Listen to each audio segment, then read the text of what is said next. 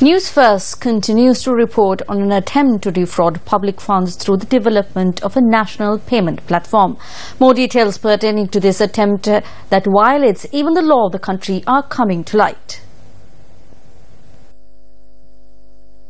The system will connect state institutions, banks, other financial institutions and the general public into one network. With this system, payments and settlements can be carried out online easily. The central bank confirmed to News First that initial steps were taken by it to create a national payment platform. The initiative taken by the central bank was to connect the commercial banks with the automated system for customs data, or ASICUDA. The custom clearance in the country is carried out through ASICUDA.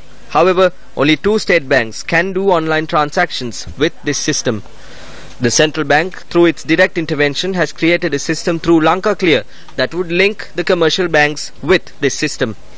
A letter sent by the Director of Payment and Settlements of the Central Bank to all Chief Executive Officers of commercial banks on the 11th of October 2016 says the Monetary Board has granted approval to Lanka Clear Private Limited to offer interbank fund transfer facility in respect to payments to Sri Lanka Customs and ASICUDA. The letter says that the system will be available from the 1st of November 2016.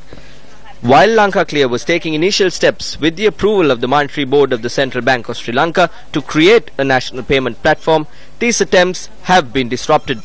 Several days before the letter of the Director of Payment and Settlements of the Central Bank, that is on the 3rd of October 2016, the Finance Minister at the time, Ravi Karunanayake, has also sent a letter to all the CEOs of commercial banks. This letter says that ICTA has already completed the integration of ASICUDA system with the national payment platform. The minister in his letter says that the Finance Ministry intends to launch the system on the 1st of November and requests the commercial banks to integrate its software with the NPP.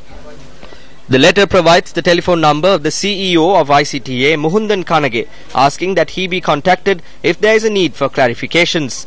The Governor of the Central Bank, Dr. Indrajit Kumaraswamy, had written a letter on the 8th of July 2016 to Minister Ravi Karunanayake, where he says that the system should be under the supervisory and regulatory role of the Central Bank of Sri Lanka. In this letter, the Governor says that the Central Bank has no regulatory role over this proposed national payment platform. The Central Bank of Sri Lanka is under the Ministry of National Policy and Economic Affairs, which is a ministry that falls under the Prime Minister. All licensed commercial banks in the country fall under the Central Bank of Sri Lanka. In this backdrop, how did the Minister of Finance provide instructions to commercial banks to be integrated into this national payment platform? Why are there continuous attempts to enact proposals that have been criticized by the Governor of the Central Bank of Sri Lanka? How safe are your financial details? Why is ICTA attempting to risk storing your sensitive financial details on cloud servers, disregarding central bank warnings? Why is ICTA attempting to break the law and circumvent the central bank's regulations by promoting the national payment platform be outsourced to a private company with no significant achievements to date? How many more ruinous scandals will Muhundan Kanage drag ICTA through before the government takes action against public money being squandered? Watch News First as we unravel yet another ICTA scandal. In other local news, Minister of Special Projects Dr. Sarath Amarkama made clarifications on the proposed national payment platform following an event held in Kandy. Minister of Special Projects Dr. Sarath Amarkama made clarifications on the proposed national payment platform following an event held in Kandy. Sir,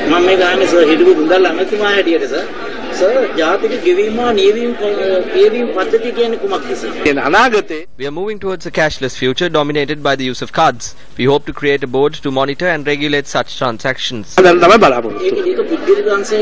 will not be able to regulate anything. They will provide technical assistance. The regulation will be handled by the Ministry of Finance, or a separate institute will be created. Hello.